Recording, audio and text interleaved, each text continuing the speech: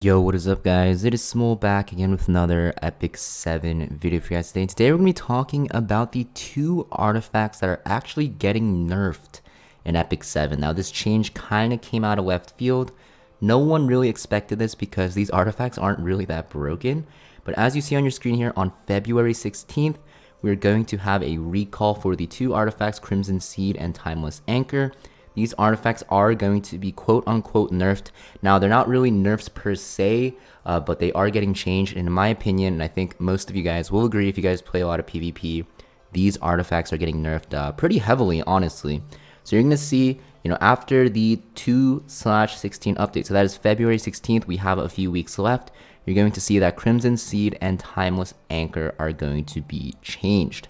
Now you can see Crimson Seed before the nerf, so currently in the current state of the game as of this video's release, is going to have a 35% to 70% after you max it out, chance to dispel one debuff after being attacked, and this can only be activated once per the wearer's turn. And after the nerfs, you're going to see that it is going to be changed so that the wearer actually has to attack to have a chance to dispel. Now the chance is actually going up, so you guys might be wondering why most people think this is a nerf. Well, if you think about how debuffs are applied in the game, most of the time they are applied through direct attacks, right? You have like Payra's S2, which is an attack. You have Rand's S3. There's so many debuff applying attacks in the game. So that makes it so that if you do get attacked, you can actually cleanse it right away, right before the nerfs. Now, after the nerfs, what will happen is if you get hit by like a silence, if you get hit by like a blind, you get hit by something else that's really annoying, what will happen is that you can't cleanse it right away. And say you have a unit that gets hit with those debuffs, you actually have to take a turn while blinded or silenced, so you might actually not be able to S3, and you actually lose out on a turn basically, right? Whereas before the nerfs, you could cleanse that right away and just S3 right after, or have that 100% hit chance right after, or not have that decrease attack buff right after, right? So this is a pretty big nerf in my opinion. Even though the chance is going up, I think Smilegate did this to kind of mask the fact that it is a nerf and to kind of lessen the nerf a bit. But I do agree, if they are going to change this, that they definitely have to raise the chance to dispel. Same thing with Timeless Anchor, guys. Timeless Anchor is basically the same thing, except there's no one-turn cooldown. It has a less chance, but there's no cooldown on it, so this is still used on certain units. But for the most part, these two artifacts are going to be used mostly on like Apocalypse Ravi and Fire Ravi.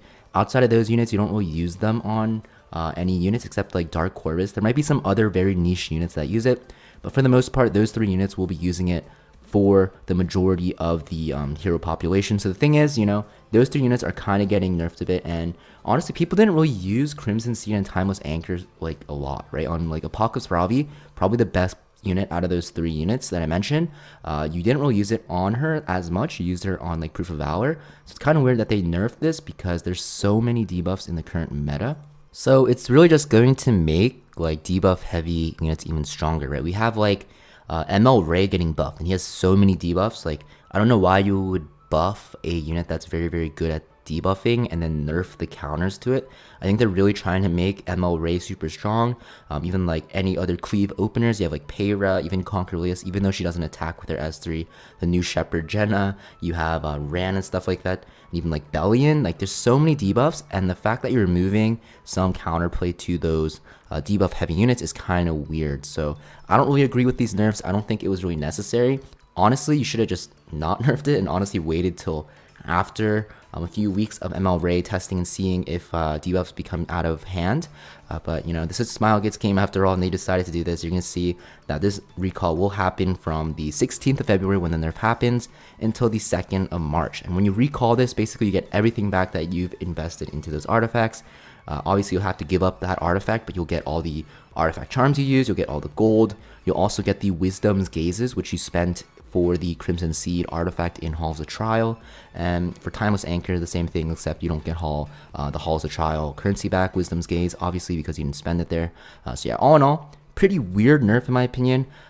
This is it has kind of been a while since they nerfed an artifact, but definitely this is kind of weird because don't really know if these artifacts are worth nerfing. There's probably a better time investment in other things like buffing weaker heroes and stuff like that, or even nerfing other heroes that are super strong. But all in all, I think this is pretty weird, and I think a lot of the people in the community will actually agree and say that pretty weird nerf. So this is what to expect, guys.